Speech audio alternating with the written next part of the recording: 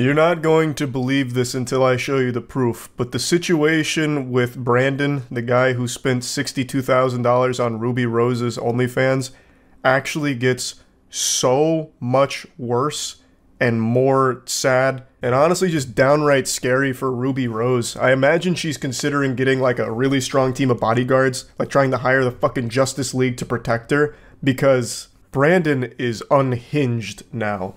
And in the last video I made about this, he had met her in person, and Ruby Rose chalked it up to being like, oh, what a coincidence, I bumped into my #1 spender on OnlyFans. Meanwhile, I'm quite sure Brandon cold calculated, tracked her down in order to just spontaneously run into her. So he's already showcased that he will find her in the real world if given the opportunity, I believe. And after what Ruby Rose posted today, if that happens again, I feel like there's no telling what he might do in the mental state that he appears to be in. It's fucking frightening. Let's just get into it. So Ruby Rose dropped this banger on Twitter today, "Tat my face on you so I know it's real." And it's a video of text messages between Brandon and her, and that's really not an accurate description because she does not engage in these text messages. It's just Brandon talking at her endlessly. And then another video of the tattoo Brandon got of Ruby Rose's face on his body. Now let's take a peek at the sacred texts here. Let's look at the documents. So right away, Brandon's name is saved in her phone as Brandon Weird OnlyFans Fan. And I think that is just beautiful. Dude has dumped $62,000 in a month on Ruby Rose's OnlyFans content, only to be known by his queen as the Weird OnlyFans guy. I think that is such a powerful lesson many people need to learn. And it's one that extends beyond OnlyFans. This extends to like streaming too. There are a lot of people that believe if they're donating money to someone, they're entitled to some kind of relationship with the recipient of their cash. Whether it's friendship or in this case, fucking marriage, lifelong soulmates. That's just not the reality of the situation. Now let's start reading the texts, and it's important to keep in mind that all of these happen over the course of about 48 hours. So really let that marinate in your noodle up there, because it is crazy how deranged this gets. So he starts by saying, "What are you doing tonight?" And then when he doesn't get a response in a timely enough fashion, he then comes around the next day saying, "Why aren't you answering me? I thought we had a genuine connection." And then the legendary quadruple text, "Ruby, why aren't you answering me? I have invested so much money into our relationship." Pause. So Brandon believes he can purchase a relationship like it's a microtransaction in an EA video game. Brandon dumping his piggy bank while squeezing his hog to Ruby Rose did not buy a relationship with her. And it didn't mean that she was destined or obligated to fall in love with him, which is a concept that Brandon just can't seem to grasp. The only thing he's able to grasp is his cock while watching his OnlyFans princess.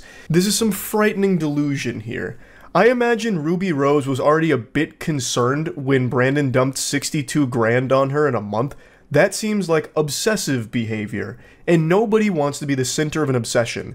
It's a horrible feeling, and frankly, it's downright dangerous. That's creepy shit, which is why she labeled him the Weird OnlyFans guy, I imagine. And now it seems she reluctantly gave him her number, and he is going crazy with it, further solidifying that he is an unhinged creep. He continues, "I am in love with you. Why won't you love me?" Jesus Christ, brother. And then he goes into like the longest speech I've ever read. I think he got this directly from the transcript of an anime.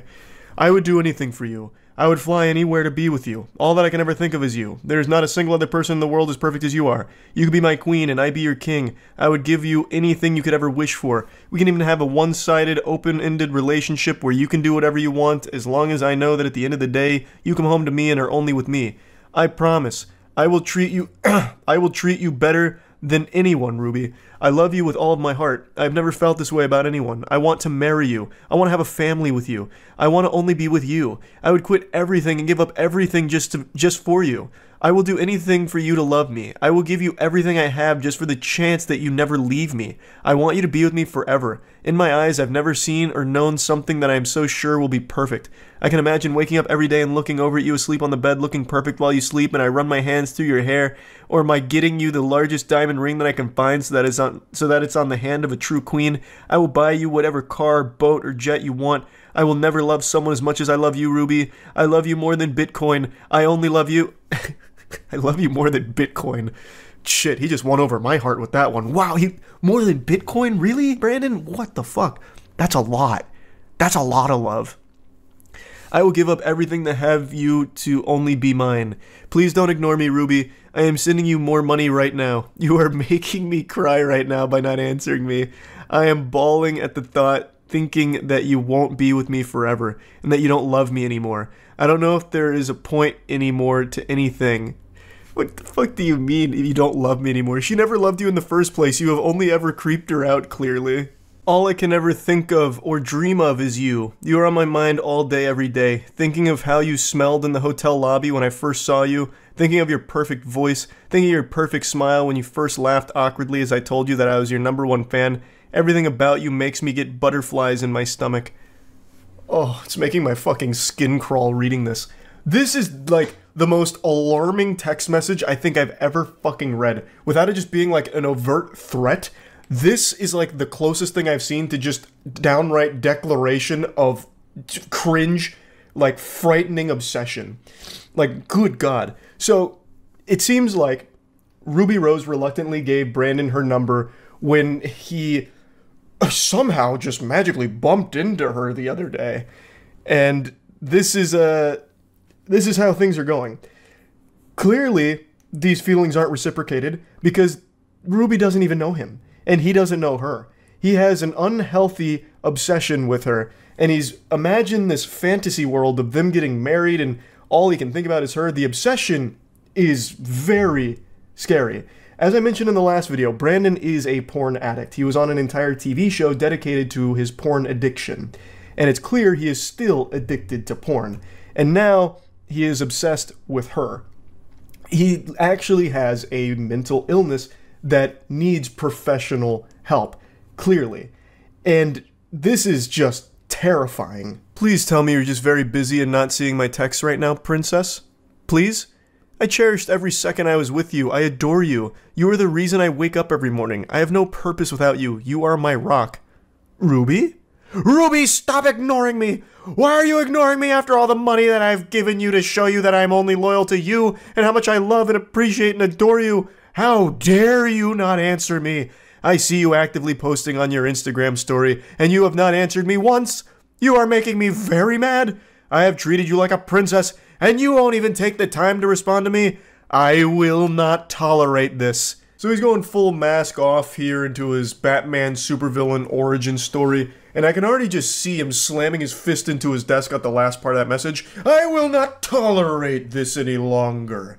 Notice how all of this is taking place over the course of hours, like a handful of hours. It's all one day to lead to this, spiraling into the deepest pits of hell with this fury that not even Lucifer could conjure, all because the OnlyFans model that he sends so much money to isn't in love with him and responding to his text messages. His very creepy text messages, mind you. It's not like he's just trying to have normal conversations. He's immediately opening with like, I love you. We need to get married. You are actually all I think about, all I dream about. You are literally my purpose. You are my fucking rock.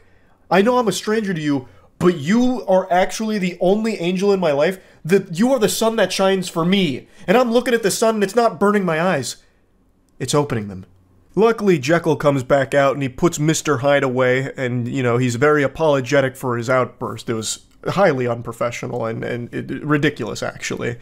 Which, again, this is not uncharacteristic of someone with an obsession. These violent mood swings and all of this anger, obsessions are a horrible thing. And this is clearly an obsession. So, he says, I am sorry for getting mad at you. I did not mean to. I shouldn't have, but the love I have for you causes me to get very emotional, especially about you. I love you so much, Ruby. You're my world, my rock, my queen, my everything. There's nothing that I wouldn't do to make you the happiest little princess in the world. I promise that I love you, and only you, for you. Wait, I promise that I love you, and only you, for you. It's like a fucking riddle. What is that? That's like some kind of gotcha moment that Gollum would have used on Frodo Baggins. I don't understand. But anyway, I don't care about your followers, your fans, your money. I only want you. Oh, wait, I get it. He's saying, I only love you for you, as in, like, her personality. Like, I don't care about any of the other stuff. I love you for you, babe. Oh, my goodness, that's so sweet. Oh, and they say chivalry's dead. Wow. What a heart melter. You're the best thing that ever has happened to me. I know that we only met for 5 minutes and that you had to leave, but I have cherished it so much I cannot stop thinking about it and you. You were magnificent. It was almost like it was out of a movie when I first saw you come down the elevator with your perfect smooth hair, your perfect clear skin, your beautiful smile and eyes. I would never change a thing about you. I only want you forever, my queen. You'll be the only thing and all that I need to be happy. You become my sole purpose in life. Baby. It's so over the top that it almost seems satirical, like it's supposed to be a parody of an obsessed stalker for an OnlyFans model. But I really think this is genuine, not only because he gets a tattoo, and I'm pretty sure it's a real tattoo, but also just knowing Brandon's history, where he is legitimately a porn addict, and even had a whole, like, show episode dedicated to it. So I really do think this is all genuine here, and that is very alarming. But for just a moment, let's go ahead and play with the idea that this is all fake. What would be the purpose? I suppose if this is all like a coordinated effort between Ruby Rose and Brandon, it could be used to try and drive traffic to Ruby Rose's OnlyFans, perhaps?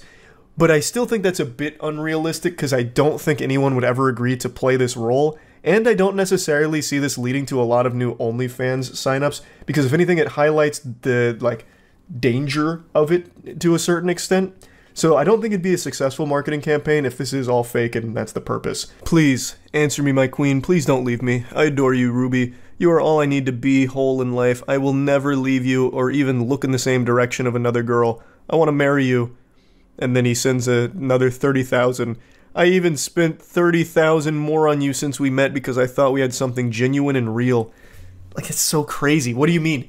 If it's genuine and real, you wouldn't have spent $92,000 on it. It would have been free. It would have been a real, genuine experience, not like a fucking transactional one. And you didn't even get an experience. You met her for fucking 5 minutes when you bumped into her. Which, again, I know you schemed and planned for that. You absolutely, like...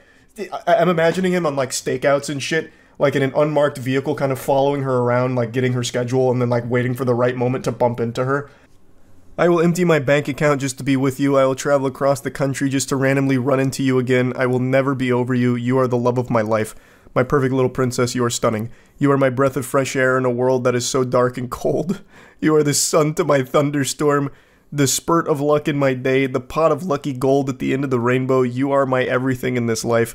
That has to be the worst written line in the history of humanity. That is the worst romance line that has ever been fucking put to paper. Well, put to text. That's worse than 50 Shades of Grey writing with the sodden panties and the, I don't make love, I fuck hard. That, what he just said there, that whole sentence is nauseating. And I wish nothing more than to spend the rest of my life with you. I can spend all of my money and be homeless just to wake up every day knowing that you are happy.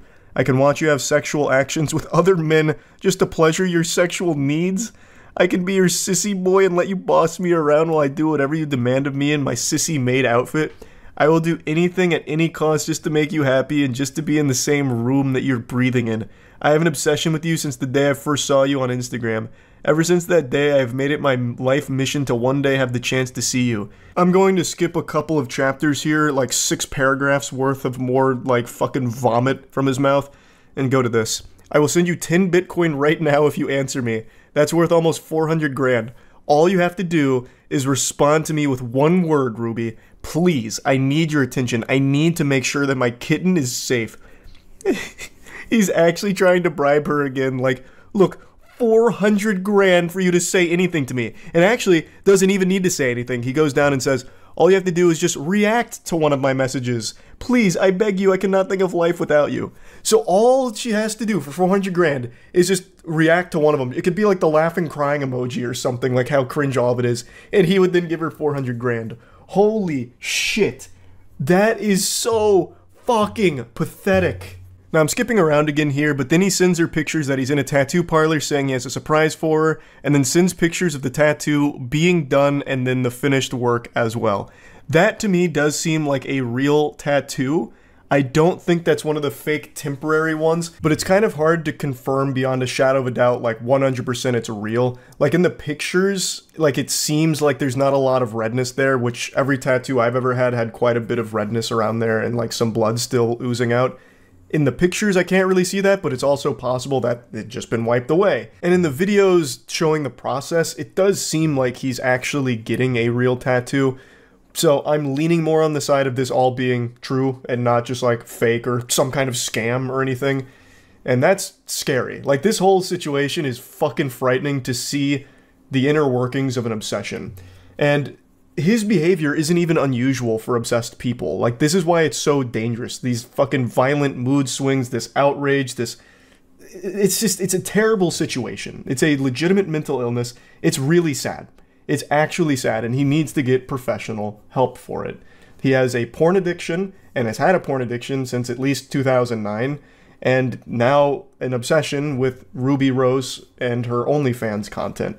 This is an individual who needs legitimate professional help, and Ruby Rose needs to actually make sure that she is as far away from this guy as possible.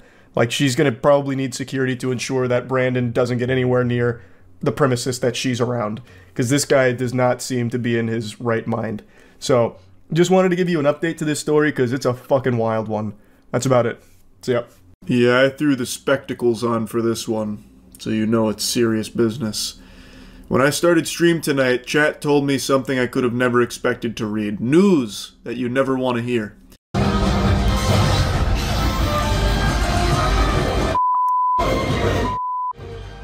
Chaos at the movies in Surprise this weekend after police say a man exposed himself and urinated inside the theater. During a screening for the new Demon Slayer film, one fan excitedly stood up and apparently unzipped his trousers and began peeing. Now, I've seen conflicting reports on if they were peeing on somebody or just peeing in general on something. Based on the charges, I'm going to guess it was the latter. It doesn't sound like they pissed on anyone R. Kelly style. It seems like he just started peeing on the seats below him, and then he just sat down as if nothing abnormal just happened.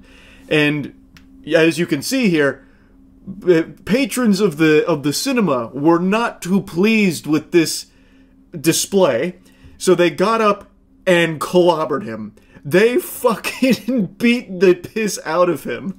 It was a smackdown. This isn't, they only show you a snippet of it. They are walloping this man, and then when they're done, you can see him in like a Peter Griffin death pose, pretty much. I've seen people calling him the Piss Hashira, and that's given me a hearty giggle. Now, I recently mentioned that I just got a copyright strike for showing news footage, but I truly cannot do this topic justice without showing you some of this footage. So I guess I'm just gonna roll the dice here and hope that the news agency won't be upset at showing you some of these clips here about what unfolded. It is so fucking unhinged. The chutzpah to stand up proudly and piss in a crowded movie theater, just fucking tinkling, golden showering the seats beneath you is unfathomable. Like, this isn't even, he didn't even try and be discreet about it. He stood up and he is in the middle of this row of seats. He is in the middle of the section.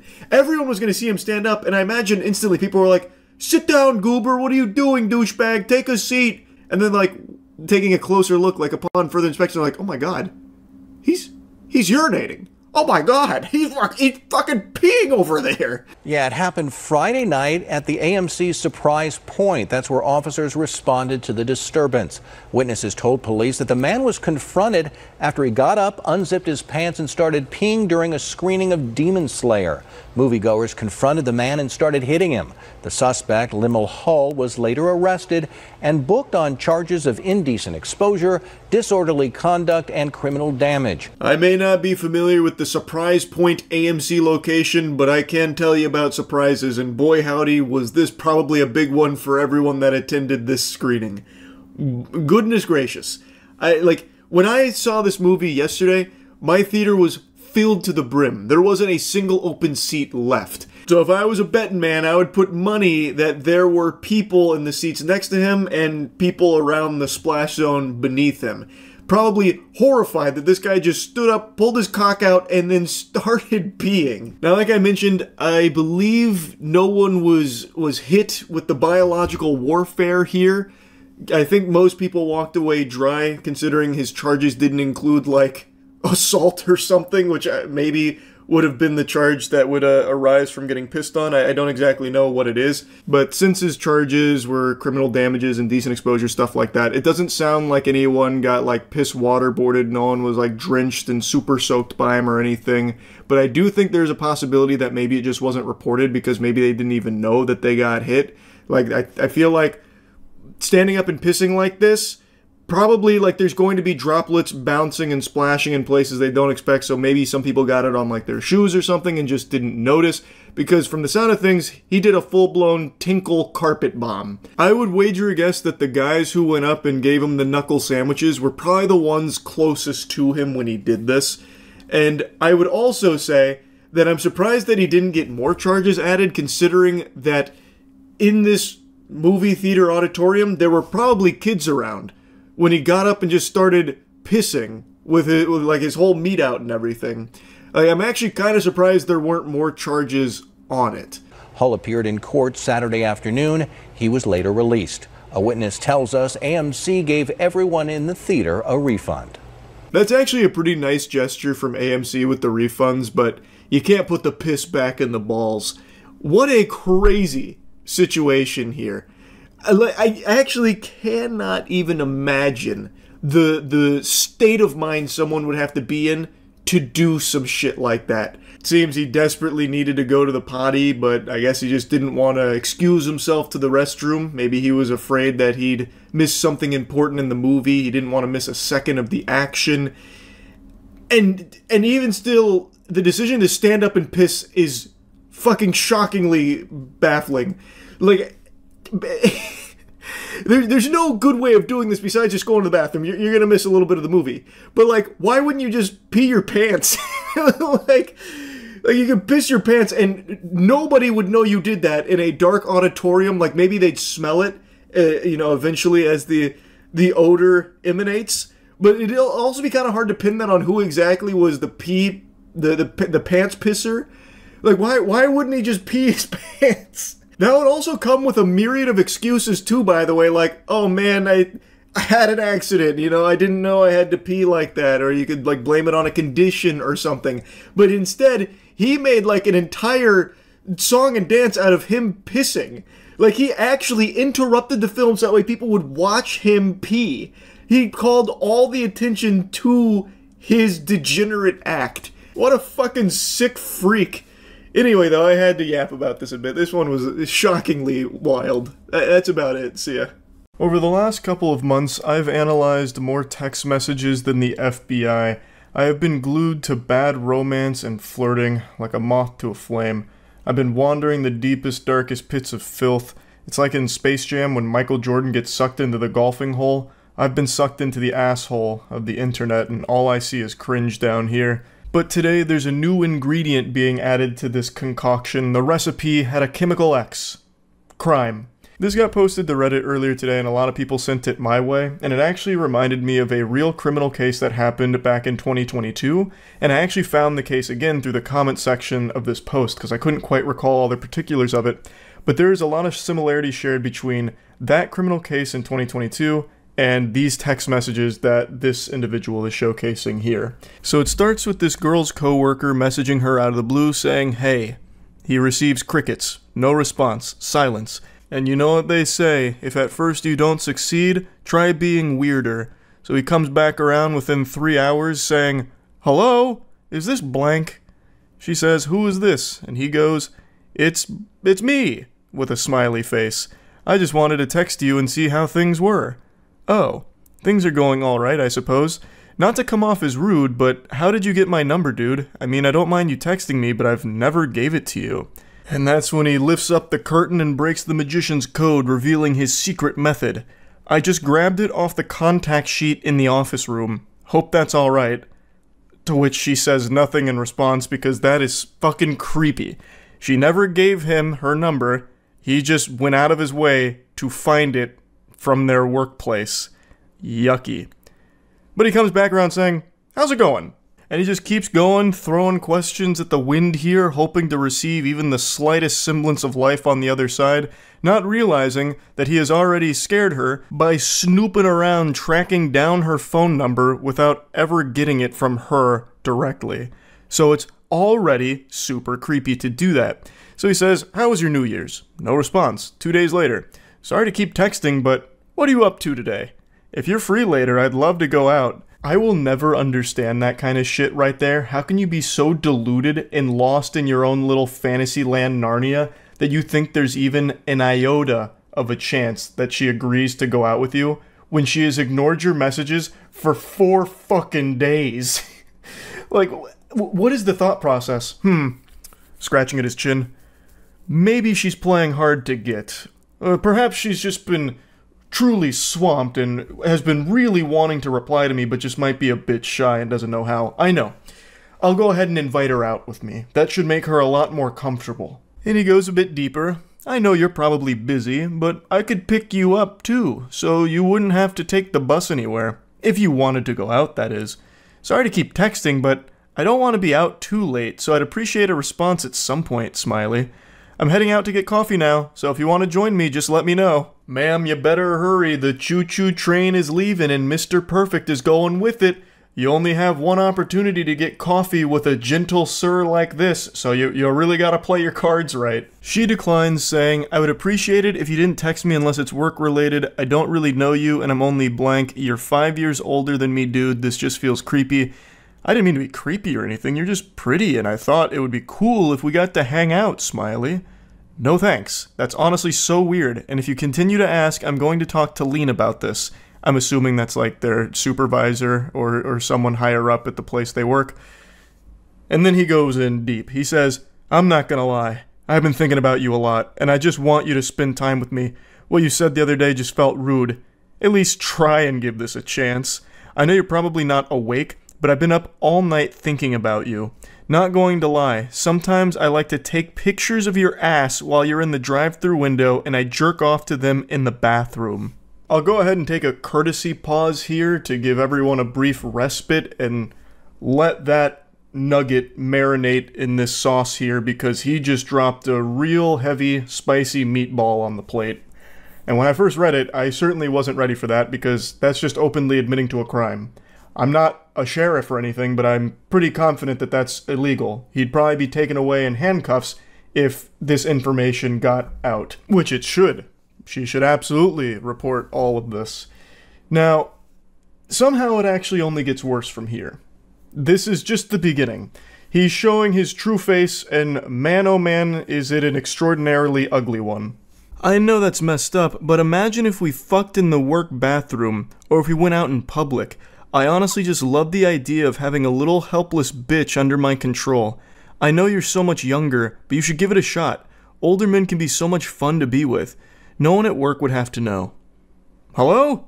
Sorry for calling, but I'm really lonely and you haven't replied to me at all. Since the text messages are going unanswered, I guess he's resorted to actually just calling her, which is also being ignored, obviously, because that's the safest thing you can do is ignore it.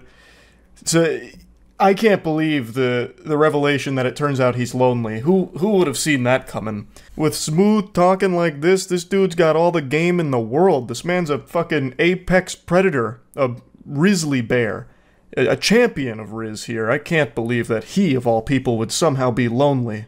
What a curveball. He then tries to brush all that under the rug, trying to apologize for it. Sorry about last night. I got carried away. I know you're probably not even reading these, but I hope you have a good day, smiley.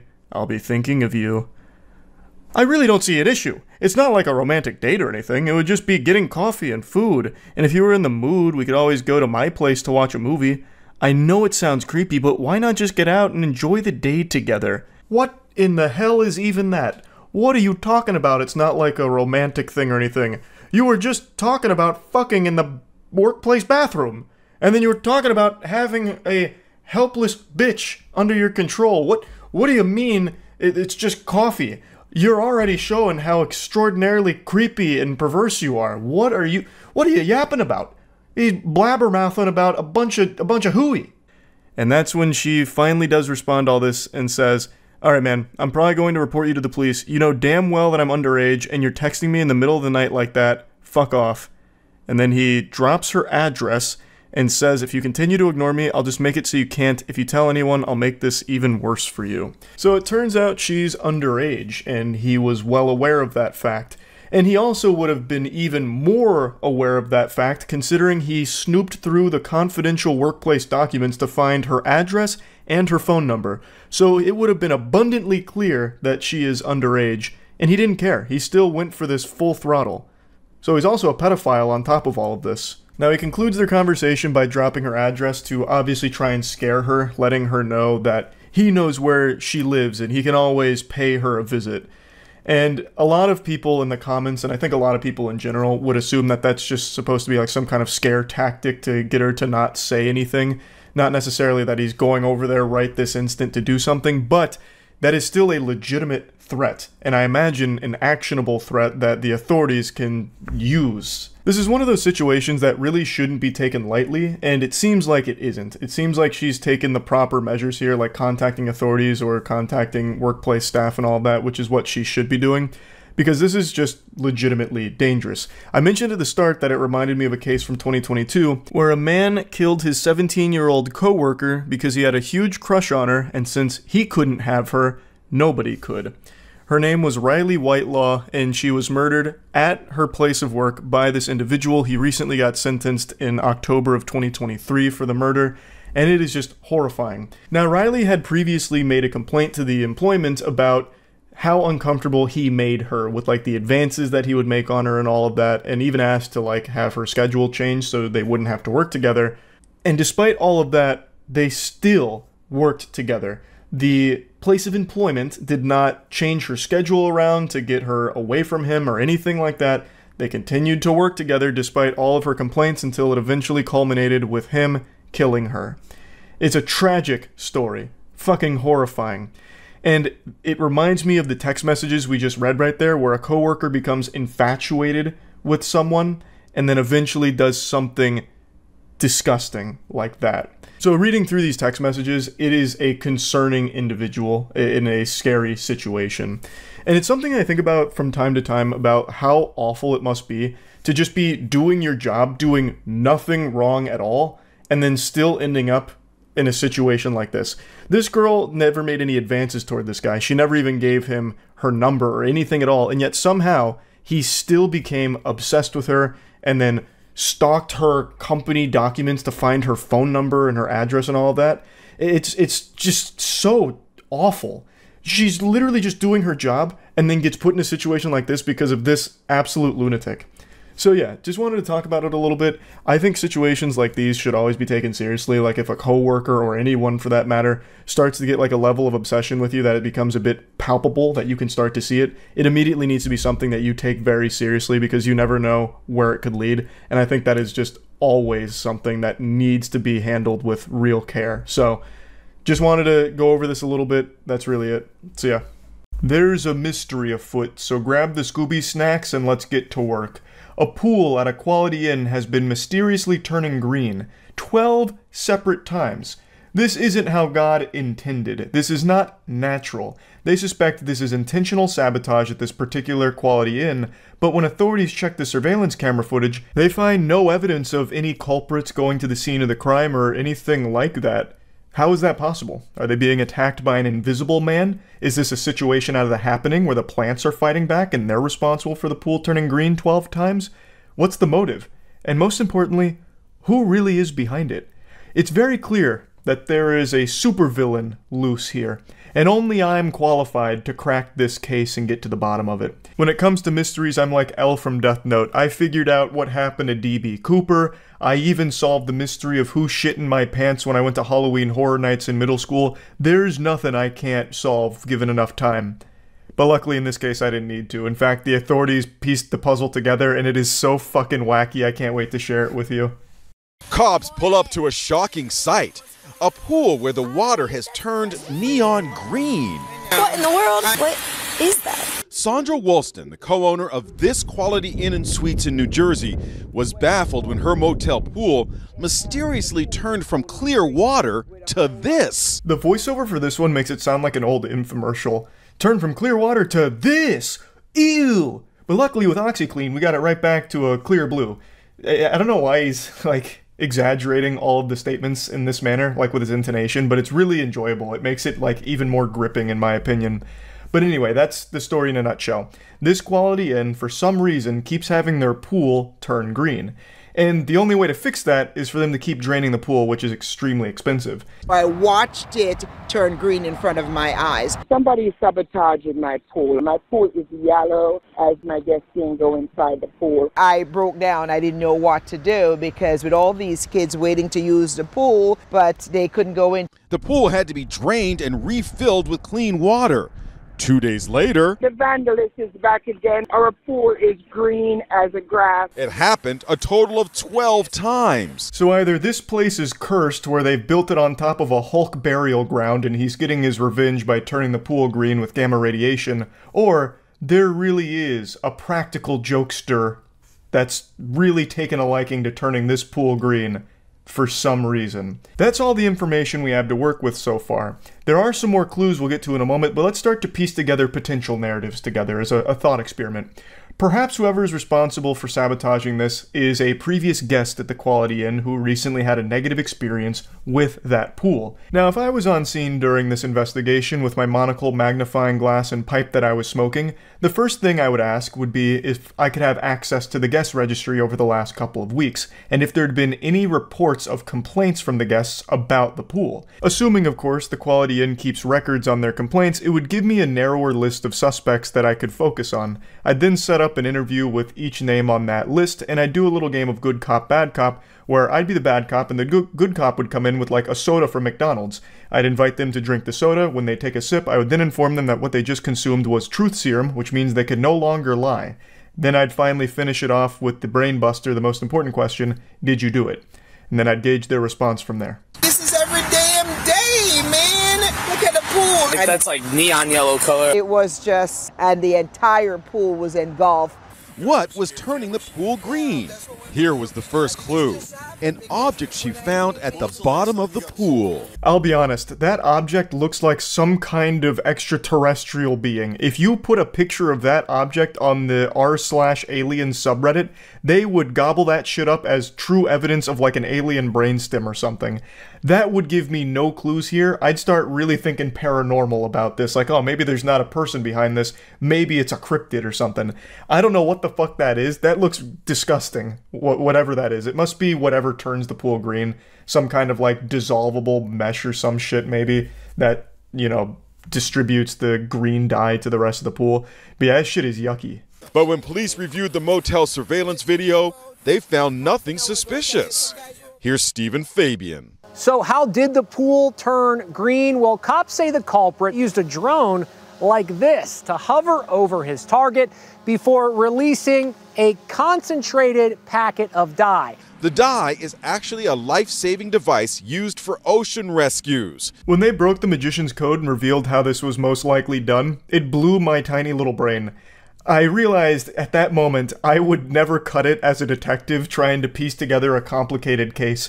That whole idea never even crossed my noodle as a possibility. That the reason someone didn't show up on surveillance camera yet the pool still turned green was because it was transported via drone outside of the security camera's, field of view. That would have never been something I thought of. That is actually so devious. It's admittedly a pretty clever plan here, because then the actual person responsible for it is a long distance away from the scene of the crime, so there's not a ton of breadcrumbs to follow. This is one of those galaxy brain maneuvers that you see fictional villains do in media. But somehow, the cops did catch him. So I'm not only impressed by the method they used here in order to distribute the green dye to the pool, but also the fact that they got caught. So, who do police say was behind the attacks? They arrested 45-year-old Patrick Spina, who owns a heating and air conditioning business close to the motel. The motive? Cops say he's a prankster. He didn't have much to say when we caught up with him. There he is, that scoundrel. So, they've got him, apparently. I will say that they didn't do a great job of explaining how they really connected him to this. So apparently he owns a business nearby, but when I first heard that, I thought it'd be like, oh, it must be a competing business, and this is his way of sabotaging a competitor, trying to like take them out of business or financially harm them. But apparently they believe the motive is genuinely him just being a quirky little jokester. I also needed to dig a bit deeper in here to figure out how exactly they connected this drone to this individual. So apparently they had spotted it over the Quality Inn on September 1st and then just followed it back to where he was and then arrested him. So they did catch him red-handed with his hand in the cookie jar here, but the motive of just being a prankster is incomprehensible to me because this is not a prank. This is a dozen times. This is just genuine vandalism and trying to ruin that business. Because it's super expensive to keep fixing that. Not only did they have to keep draining the pool and refilling it, but now they're going to have to refinish it too, since the green dye is harmful to the pool as well. So the frequency and all of that makes it seem like it's not really a joke, because I mean, what's the haha moment? It's just this fucking goofball. Like, there's no way he's treating this like a joke. There had to be a deeper motive to it that I don't think is pranks. Though I guess I could be totally wrong here, since pranks in the modern age are just legitimate degeneracy and actual just harming people half the time. So maybe it is possible that this is just his idea of what a prank is, but it really took a big toll on the motel's owner because it is super expensive. I just hope that this bonehead paid for what he did and he never ever do anything this dumb and so stupid to impact other people's livelihood. The suspect is charged with criminal mischief and faces fines as much as $30,000. The hotel owner says that prank cost her at least $20,000. Yeah, so the mystery has been solved. He is facing a charge for this and hopefully will be responsible for paying for all the damages caused to the motel. A happy ending here, but what a wild little adventure to go on because, again, I don't know how you'd ever really piece this one together if you never saw the drone in the surveillance camera or anything. They must have just got lucky that they saw the drone over the Quality Inn at one point and then just followed it back to home base. Yeah, so now we can comfortably close the books on the mysterious case of the pool turning green. Just wanted to share that with all of you. That's about it. See ya. Feels like it's been a while since the last time I covered a good old-fashioned Walmart weirdo, and I got quite a specimen for you today. It's a gentle sir who's going ballistic because, as I understand it, he was upset that there wasn't 3 managers in his section to complain to. I guess he really wanted to, like, run the gauntlet, like, wagging his finger at a manager. Customer's always right. You should know that, or something. Like he's going like a sports player coming out of the tunnel giving everyone high fives. He wanted to go through and just give a bunch of fucking complaints to a ton of Walmart managers, I guess. And since they weren't there, he instead took his anger out on one of the employees. And apparently, the woman that was filming tried to interject to get him to calm down, which only fanned his flames of anger even more. You want to call me a dumb bitch again? Dumb bitch? Okay. Fuck you. So, I'm recording him for... Let me tell you what I've accomplished. Do you have a son? I don't have any children. I haven't found a capable mate. Oh, that makes a lot of sense. It sure as hell does make a lot of sense. That makes... Turned into like a pseudo-therapy session there for a moment. This guy just came over and just trauma dumped briefly. So she asked, do you have a son? I imagine she was going to ask, do you teach him to treat people this way? But he immediately took that question on the chin saying, no, I haven't found a capable mate. So he's like, he comes over here, yeah, I'm mateless, what about it? No mates? Is what it is, I guess. And then he even says like, yeah, it does make a lot of sense actually why no woman would want to be around me. I get it. Yeah, you know what? That does sound about par for the course. I'm over here just fucking spitting and shitting in a Walmart because there's not enough managers for me to be yelling at. Also, just the sassy way he says it sounds like a child during a temper tantrum. No, I haven't found a capable mate. Oh man, it's pretty fucking pathetic. Anyway, though, he comes over after calling her a dumb bitch and then saying, fuck you. He marches over, he gets his phone out to start recording, which is a pretty common power move that dumb assholes like this try when they're getting, like, called out on something and then they try and, like, go into their defense mechanism of also recording, like, I can do it too, look at this. So now he's recording her because he deludes himself into thinking that people will be on his side if they have his perspective from his camera. So after blowing up on a Walmart employee and then calling this stranger a dumb bitch and then saying, like, he hasn't found a capable mate, There's no woman on this planet capable of handling my seed. I'm a victim of my own masculinity. I'm too much of a man, and women can't handle it. But yeah, it makes a lot of sense why no woman wants to be around me. That I do get. Time to start recording now. Now it's time. I win. Here's my checkmate move. Tell me about your accomplishments today, ma'am. I can talk to them however I want. No, you don't even know what I was saying to them. Disrespectful. Look, You're you're standing up. speaking to me. You're a large man. You involved yourself and I'm a in small something that's female. not your. It's not your business. It's my business to protect other No, it women isn't. from It's not. abusive I assholes wasn't like abusing you. them. You have nothing. You have no idea what It's I was even verbal saying abuse. to them. No, you just wanted to get involved. It's verbal abuse, and if I'm a woman The and you're verbally only abusing a one woman, of- the only I will one- stand between you and them every time. And do what? Do you want to talk about it outside? And I'm going to stand between them. You want to go outside and talk about it, stupid? So here she's kind of laying the foundation for what led to all this. He was being rude to an employee, she stepped in, and then all of this started blowing up. And now tough guy here's like, so what are you going to do about it, huh? You want to take it outside? He must have analyzed the surrounding area, making sure there was no men nearby that might take him up on the challenge, no doubt. So now that he's confirmed that it's only this woman and the other female employees, now he feels like a real big guy saying, let's take it outside then. Do you want to take it outside, huh? Now, something I want to mention is he's only just started recording. This is the intro to his video from his side of things. So they didn't even get all the prerequisite lore of him being like an asshole to the Walmart employee or what led to this interaction between him and the woman filming. So when he shares this with his fucking Facebook group or whoever he hangs around with, if anybody at all they're going to see is their goofball loser-ass friend going up to a woman, asking her, do you want to take it outside, challenging her to a fight. Wow, bud, I'm sure this one's gonna bang. They're gonna be cheering for you. A big round of applause. Somehow the video he himself is recording makes him look even worse than the full video does. Because now it's just him as like a highlight reel challenging a woman to a fight at Walmart, basically. Guys, do y'all want to get trespassed? No, I want to find out who's the manager for the section. He's being She's verbally involving abusive herself in to something that's these not her employees. business. She should just go about her business. And he's being aggressive. Calm down. Bye. Was I abusing you? I said he was being verbally abusive. Was I abusing yes. you, or was I complaining about the manager? Don't lie. He was using language and everything. That's right. Why did I get mad? Because you're supposed to have three. Because your manager can't do their job. That's why I got mad. A little bit, or I will have you. Yes, sometimes it could be. That's pretty much where the video wraps up right there. The other employee comes over and just threatens to trespass both of them because of all the commotion here, so they get separated.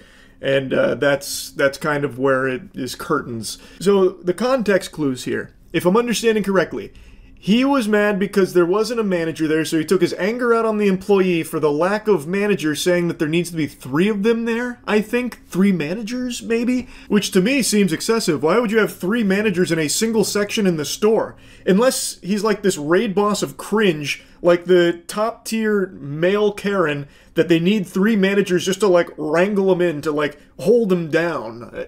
I feel like that's just way too many managers to allocate to one spot. But maybe he meant like there's supposed to be a manager here and then 3 employees? So he needs like a whole army to take care of him to like fluff his nuts or something? I really don't even know what the whole complaint is here in the first place. Because clearly there are employees in this section. He was just berating one of them about the lack of manager, apparently. So like you did have people there to help you. I don't know why he needed to like escalate it and get even angrier at the employee for what I imagine is something very trivial in the first place. Now, the woman who filmed this did make a follow-up to it to give like a little more insight onto what happened next. They did like go their separate ways, but apparently he kept carrying on, and according to her, he was escorted out of the Walmart. Not super willingly, he wasn't, you know, very enthusiastic about that, and she did mention that police were involved with that. Not overly surprising, that checks out. That makes a lot of sense. Much like him not being able to find a capable mate. That also does make sense. And I'm gonna let you in on a little secret real quick. Here, come in close, I'll whisper it in your ear. Anyone who says capable mate probably is doomed to be alone forever. You're already kind of too far gone. You are so lost in the fucking sauce. You are probably already a douchebag and already kind of just in a loveless position. The only salvation that you can find is crawling yourself out of that hole that led you to thinking that that's a normal thing to say. No sane person is going to be talking about like, Yeah, the reason I have no kids at this age and I'm not in a relationship or anything is just because I haven't found a capable mate. That's just so fucking odd. What a peculiar thing to say. You immediately raise eyebrows with that kind of shit. So that's just a little, free tip right there. Don't end up like this guy. I think it should be a pretty easy fate to avoid. But anyway, I just wanted to yap about this a little bit. It does feel like it's been a while since the last time we analyzed a wacky Walmart meltdown freakout type thing. So anyway, that's really about it. So yeah. There's a story floating around that's piqued a lot of interest, and a lot of people have wondered if I've seen it. It's about North Korean soldiers that allegedly have become addicted to adult content online, since for the first time in their lives, they have less restrictions on internet usage while they're fighting for Russia against Ukraine. So, North Korean soldiers that are fighting with Russia, they've apparently gone full gooner after having their Sharingan awakened with this unfettered internet access, at least according to Gideon Rackman, a Financial Times foreign affairs commentator. A usually reliable source tells me that the North Korean soldiers who have deployed to Russia have never had unfettered access to the internet before. As a result, they are gorging on pornography. A classic source, trust me bro moment. However, this guy does have some prestige with that title, I think. I don't know. I'm not an expert on the Financial Times or anything. It's not like he really dove into the lore or explained where he got this information from. He just kind of made it like a mic drop moment and then walked away. So this could just be a guy pulling shit out of his ass. It's very possible. The U.S. Defense Department spokesperson, Lieutenant Colonel Charlie Dietz, was even asked about it and said that he couldn't confirm any North Korean internet habits or virtual extracurriculars. He went on to say that they're instead more focused on serious aspects of North Korea's involvement, if any, in Russia's military operations, and that the question about whether or not the North Korean soldiers are going auga at their phone screens when looking at honkers should be asked to Moscow instead. Of course, it's impossible for me to know whether or not the claim is true that North Korean soldiers are now gorging on pornography. I'm not there. I'm not looking over their shoulder, breathing down their neck, going, hey, what you watching there? So I have no way of knowing. It doesn't seem like there's any strong evidence to support the claim, but whether or not it's true, it's an interesting thought that I want to talk about briefly. We had a similar topic that I talked about like 5 months ago when there was a story about this remote tribe that had recently got internet access, and there was a viral story about how they've now become addicted to porn and it's destroying their entire community and all of that.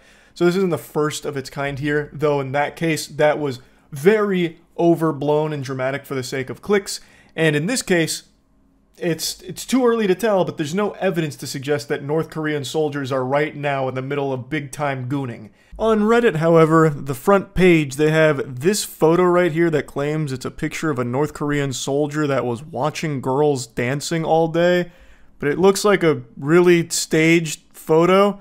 I mean, the guy looks super happy. He looks like he's on cloud nine right there. That is a man who is at peace with whatever is on his phone. But it really feels like this picture is not authentic. And then from the same Reddit account, they also posted this, which is a short video of a North Korean soldier apparently watching girls dancing on social media. To me, they just feel more fake than a fleshlight, just very phony baloney staged photos. I don't know why, maybe to capitalize off how viral this story has become. It just, to me, doesn't seem real, but it is very possible it is. But I haven't seen any actual journalists report on that photo or that video, so I don't know if the authenticity has been verified or anything. But putting it through the Charles sniff test smells like bullshit to me. Who really knows? But the idea is interesting because when you grow up with access to the internet, there's a lot of things that become normal to you that are incomprehensible to those that don't have that. There's the obvious, like, information, access to others, videos, like an infinite number of things change drastically with internet access. But since the focal point of this story was porn, I guess I'll talk on that aspect too. In North Korea, porn is Voldemort. You don't say its name, but it does exist. Like, there is a consumption of pornography in North Korea, even though it is forbidden. It's usually through the black markets, purchasing magazines or films and such, but it's not something that's like officially condoned, and it does carry a severe punishment, at least as I understand it. So it's not something most people have access to in an easy way. So as a North Korean soldier, if you go fight somewhere overseas and you have access to it on your phone, that is a game changer experience, because prior to that, most likely the only way you'd ever really see a naked person is if you saw them in person, right? Like, think back. I made this point when talking about this in the last video when it came to the remote tribe. The average person in the world right now has seen more yams and butt cheeks than your entire family tree combined, thanks to the internet. In the modern day and age, you can't even open up Twitter without being inundated with titties, pussy, and spread asshole. And it's become so normalized. Not just on Twitter, on just the internet as a whole. If you go to the comment section right now, I guarantee there is probably 1,000 bot comments with a naked woman or just giant milkers that is a copy and paste of some other comment right there promoting OnlyFans or some other porn site. It's just become extremely common. So if you're someone that's never had access to the internet and then you just suddenly get it, it's overwhelming with the amount of new things that get introduced into your life. And it's big for the brain here. Like, it's so overstimulating, like all of the information, and that does include all of the porn that then just gets fucking placed right there on your doorstep. Like, it's something that even if you don't go looking for it, like even if the North Korean soldiers aren't typing in naked boobie to blow a load, they will undoubtedly just encounter it because of how prevalent it is just in the internet in general. Like, even if they don't go out of their way for it, it will find them. Again, this assumes the story's true in the first place, that North Korean soldiers are drooling and hooked on porn right now. Even though there's no evidence to support that claim at the moment, the claim itself is believable because of how widely documented porn addiction is. It's a serious, serious problem. And in this case, I'm assuming the soldiers have probably never even seen porn before, considering how difficult it is to get in North Korea. So they're probably even more blown away by it and more susceptible to it, would be my guess. Of course, I'm not a psychologist or anything. I'm not a fucking porn scientist. It's just what I'm imagining would be the case. It's just a fascinating thought, really, because I grew up with the internet. I imagine most people watching this have as well. And even if you didn't grow up with it, you got to evolve with it over time. It was never something that all of a sudden the modern internet just fell into your lap one day. You watched it grow and build into what it became today. In this case, they're getting the internet dropped on them all at once, coming from nothing to everything. It's like fucking Gojo's domain expansion, really, but with internet degeneracy. So I just find it super interesting. Also, this is a bit unrelated and probably a bit stupid, but I do wonder if this is a true claim about North Korean soldiers gorging on adult content. Would the US military try and use that to their advantage somehow, you think? Like, start blasting their devices with advertisements for, like, giant melons, like, click here. And they spend, like, hours doing that, just rotting away watching porn as opposed to fighting. I wonder if that'd be, like, an effective tactic in general. Like, they start just spamming their phones with, like, those advertisements from back in the day, like, this sexy single's in your area. This woman's trying to fuck you right now. Actually, this very second. Hey, asshole, this woman's trying to put on a show for you, specifically you. It's a private show. And it's like Keister just jiggling around. Click here and watch. Have some fucking respect. Just like this giant effort to keep them glued to their phone watching porn as opposed to, like, going out to the front lines and fighting. I don't think it'd actually work. Obviously, I'm just kidding around, but it is an interesting idea. Could there be any merit to that strategy? Most likely not. That's really about it. So, yeah. On the internet, there's a single unwritten rule. Don't fuck with K-pop fans. K-pop is a word that's like Voldemort in Harry Potter's Sorcerer's Stone. You just don't say it. You're not allowed to say it. Even if it's something positive, it's fucking forbidden, and you will get absolutely virtually bitch slapped, as they call it. The K-pop community, for those that don't know, are a community of people that literally worship anything Korean pop related, and they make it their entire life.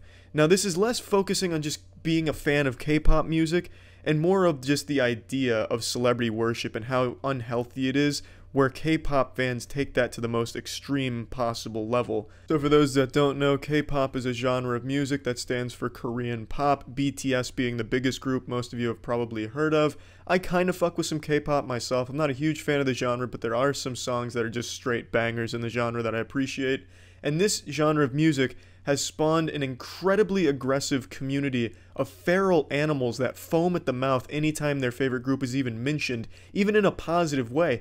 Oh, how dare you mention Luna? You're not as big a fan of Luna as I am. I will literally fuck you in the butt with my small penis. Oh, you think you like Luna, do you? Do you even know where they were born? Do you? Do you know who their parents are? This incredibly unhealthy obsession with these groups is what the entire K-pop fandom is all about. They proudly call themselves stans. And for those that don't know, stan is a term coined from Eminem's song Stan. It's a combination of stalker and fan. The song is about a fan who's obsessed with Eminem, who goes as far as to kill himself and his girlfriend because his idol didn't reciprocate the love or acknowledge his existence. So these people proudly call themselves a stalker and a fan. And I know they don't use that literally, but some of them absolutely do. I feel like a lot of these K-pop stans are one Twitter argument away from lighting a church on fire out of passion because the pastor doesn't listen to K-pop. It's genuinely unhealthy how obsessed they are with some of these groups. And it's not good at all. I don't know why anyone would make this their entire identity. These K-pop stans have changed their entire life to make it all about being a fan of that group. A group that has no connection to them.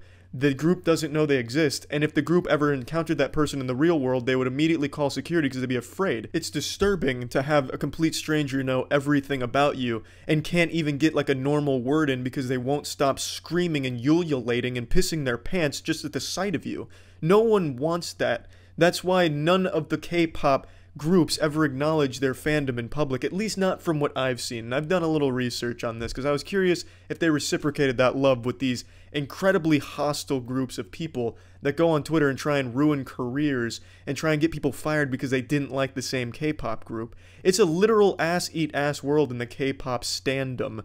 It's a cannibalized society. They eat each other. They genuinely fucking eat each other, ripping nipples off, jerking dicks off. It's fucking crazy how insane the K-pop stan community is, and it's mainly on Twitter. That's where we'll focus on most of this. When you even make a tweet with K-pop in the title, you are getting shit. No matter what you've said, you are getting a shower of shit. Literal diarrhea. Because they just are immediately defensive and think anything with K-pop in it is an attack on them.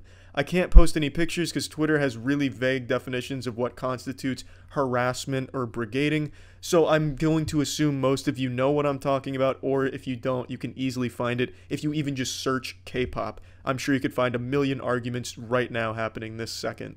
And I think it's extremely sad because these people's entire lives revolve around being the biggest fan of a group of strangers. They like some of their songs, so now they've devoted their entire being, their entire existence, to being a fan and stalker of that group of people. That's such a waste. That's genuinely just sad. And I don't think that's healthy at all. I don't know how anyone can proudly call themselves a super stalker fan. It's fucking sad. And the fact that they're extremely aggressive about it, it's fine to be passionate, and this isn't obviously to the entire community of K-pop fans. There's totally rational ones as well. But for some reason, K-pop has bred this incredibly hostile group of people with an unhealthy obsession that I think needs to be addressed. And I can't state this enough, their entire existence is based around just being a fan. It's like their professional job is being a professional fan of this group of strangers that they just like the music of. They fight full-time, a literal 9-to-5 job, fighting on Twitter for their honor, white knighting this group that doesn't even like them or acknowledge their existence, and it's fucking sad. It's pathetic. And it's fine to be passionate, but this is unhealthy obsession.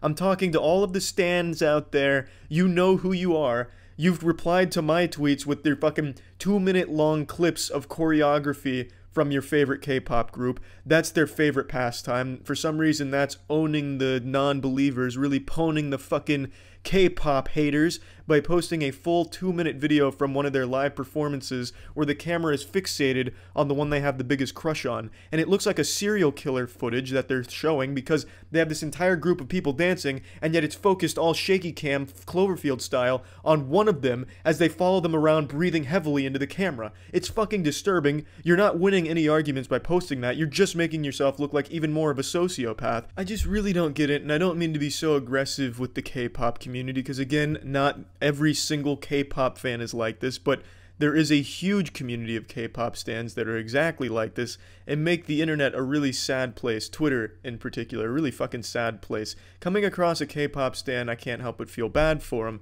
There's really nothing more wasteful than worshiping a celebrity full-time.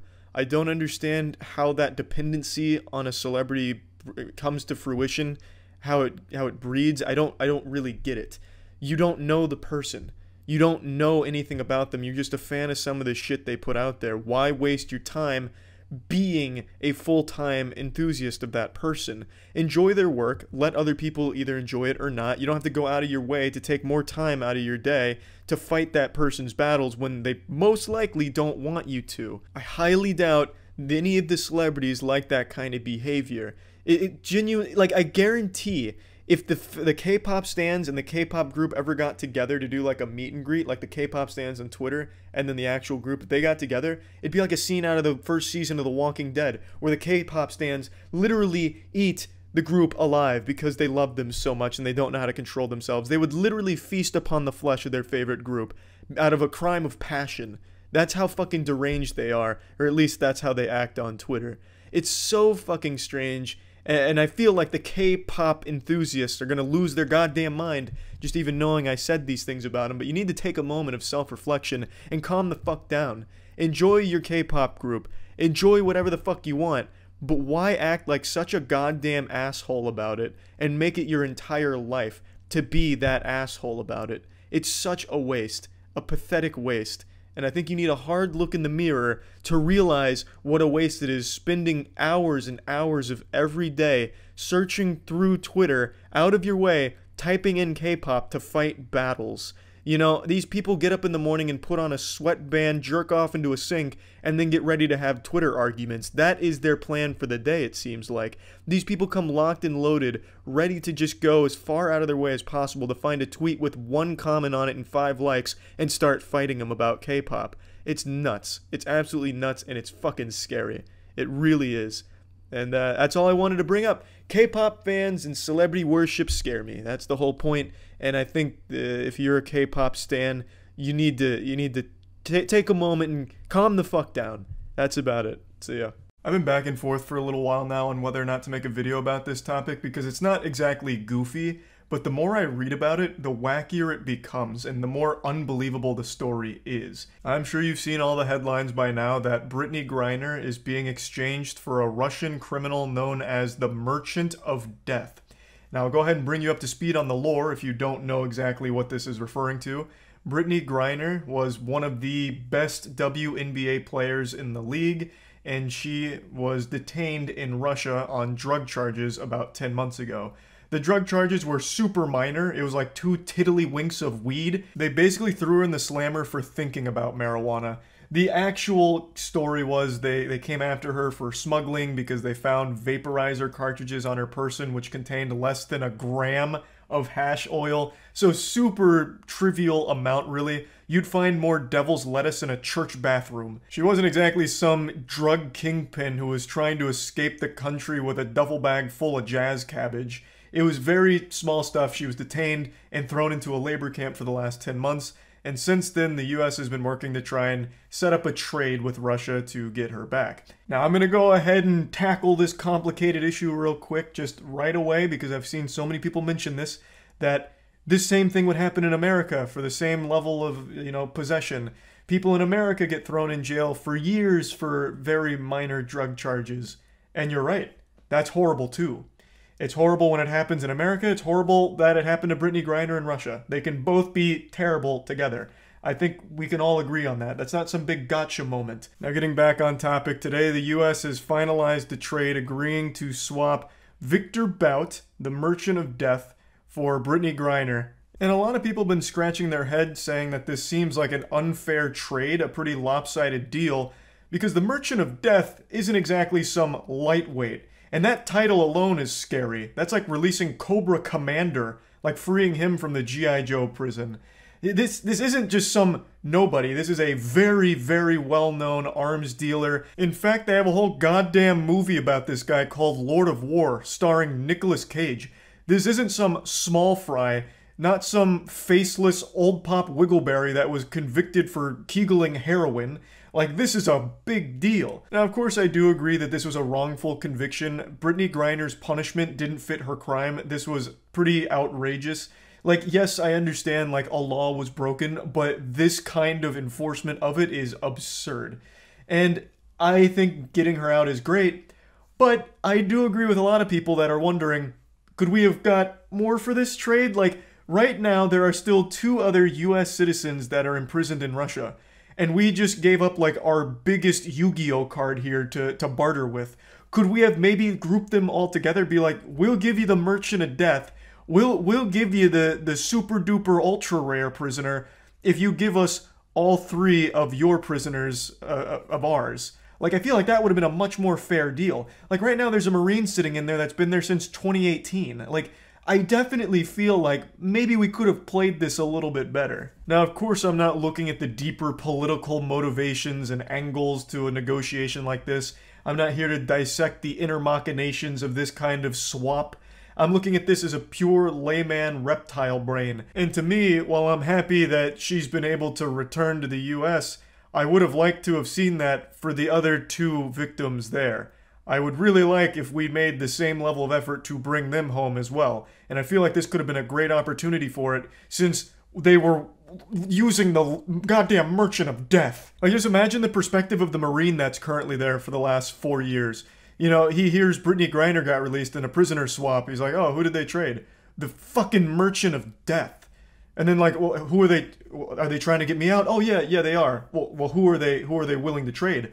Oh, just some, like, Russian dude who stole a pack of cigarettes from a gas station. For some reason, the Russian government's not taking that trade, though, but they're doing their best. Like, I think this was a good opportunity to swing for the fences, get the whole kit and caboodle, grab the other 2 prisoners as well in this swap. That seems like a much, like, more even deal, if you ask me. You get all of the U.S. Citizens that are held captive in Russia right now out all at once in one fell swoop. Of course, I'm just a pea-brain fucking idiot, so perhaps that pipe dream was never an actual possibility, but, you know, to me it sounds like it could have been feasible. Like, get Saul Goodman on the line and work the deal. Like, it just seems like the Merchant of Death had a lot of weight for bargaining. That's just how it appears to me. Now, if you thought that's where this story ends, you're a damn fool, because there was a massive plot twist nobody saw coming. Vin Diesel may have played a role in this. He may have been the one that actually saved the day here. A lot of people are praising him for an Instagram post he allegedly made last month, where he had a picture of himself at a Lakers game giving a thumbs up with the caption, "I need Brittany Griner home before Christmas." Now, when I first read about all this, I assumed this was a fake screenshot. I mean, it doesn't even have a verified check mark on his name. It just seems like a meme that was made to troll and get a little goofy on Twitter. But Rolling Stone and Yahoo both seem to think that this was a real post Vin Diesel made and then deleted shortly thereafter. So who really fucking knows, honestly? I just love to toy around with that fan fiction that Vin Diesel somehow scared the Russian government into accepting a trade to get Brittany Griner home after he made his Instagram post. Like, they're all just panicking at the headquarters, going from phone to phone. No, I saw it. No, I saw it. Yep, I know. Jesus Christ, I understand. It's all gonna burn down. Vin Diesel's gonna come over here with his goddamn Dodge Charger, and he's gonna kick our ass. He's gonna beat our fucking ass. It's just such an entertaining idea that they never had any intention of ever trading Brittany Griner until Vin Diesel made his post, and they're like, oh my god, we're on a tight time crunch now. Now we're on the clock. This is a cutthroat schedule. Vin Diesel wants her home by Christmas. Okay, get the Americans on the line. We'll orchestrate a trade ASAP. We cannot allow Mr. Diesel to get involved in this. Like, that is just so, like, amazing to think about. But yeah, I just wanted to talk about this situation a little bit because it's a pretty wild one, and Really, that's about it. So yeah. I identify as Korean now. I'm getting my 6th nose job. We know this guy. This is, don't tell me his name, don't tell me his name. It's, Ollie London. I remember. I remember when he, was just a huge Jimin fan stalker. And I've seen on Twitter, I've kept up with some updates, he's undergone multiple surgeries to look Korean. And, yeah, it's pretty awful, really. People need to accept the fact I do look like Jimin. I'm pretty much identical to Jimin. I even coined the term transracial. I've had a lot of backlash for identifying as Korean, but I'm just living my truth. It's pretty fucking rough. They're saying that I don't look like Jimin, which finally I'm gonna... Every doctor that has worked on him should be fired and have their license revoked. This is it. I've got my new nose. Hey! How are you today? Good to see you, enabler. I'm originally from the UK. Yes. Jimin, I love you. I love you so much. Starting Hey BTS.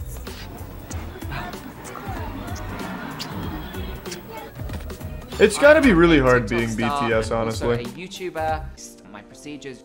I always go to the doctor and say, okay, please make me look Korean. Please make me look like Jimin. How does he afford all these surgeries? I've done so many, I think his parents are super wealthy, if I remember right. Probably spent now, it's been a while. Over $200,000. Chin, eyes, brow lift, chest, nipples, liposuction, so many things. Whoa, wait, what? Myself transracial because why nipples? What? Why? What was the point of that? That must have just been like a package deal.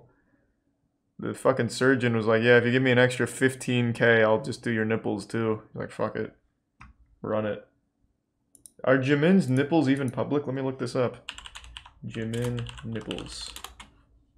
Jimin's got nipples! Holy fuck! That's big. No, that's big. I see why I got his nipples done now.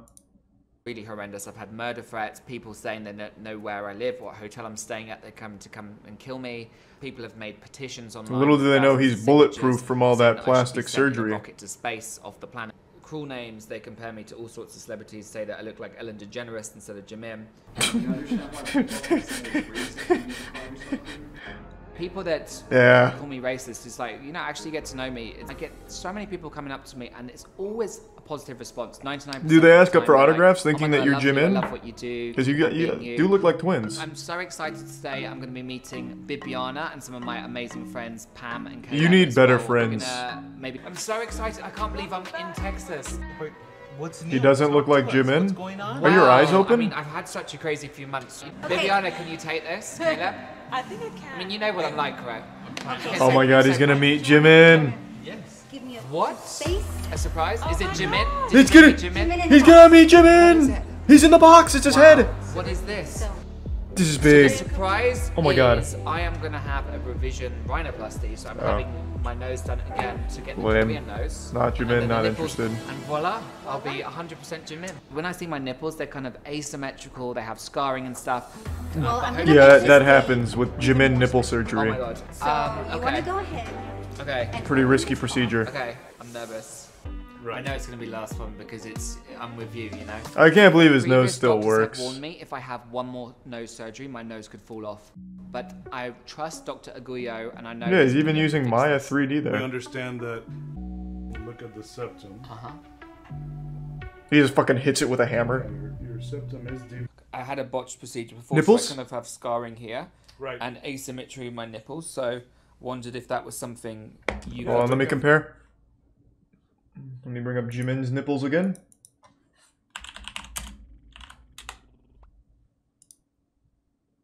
I don't know. Actually, they might have actually got that right on the nose. Jimin nipples, Ollie nipple. That might have been worth the $50,000. Like if I was to zoom in here on both nipples, I wouldn't know if it was Jimin or Ollie. It's a tough call. Tough call to make. I don't think it's worth the redo. He's trying to take a mulligan on it, but I just don't think it's worth it. Ollie, just run with those nipples. Yes, I'm going to get my Korean nose and my Korean Jimin nipples and finally complete my transition of becoming 100% Korean Jimin nipples. Hey guys, just had my surgery. I'm feeling absolutely amazing. His nipples are like fucking protruding out like fucking diamonds. Can Show me those fucking nipples, Ollie. Don't hide them. They'll be selfish. Jimin's nipples, and I've also got Jimin's videos. I feel like you can identify as a different race. That's totally cool, as long as you're respecting the culture. Oh, have you seen Joe Rogan's nipples while we're on the subject? Before we get the grand reveal here. Check out Joe Rogan's nipples. I was looking at these bad boys the other day. They're fucking nuts. Joe Rogan's got some crazy fucking milkers on him.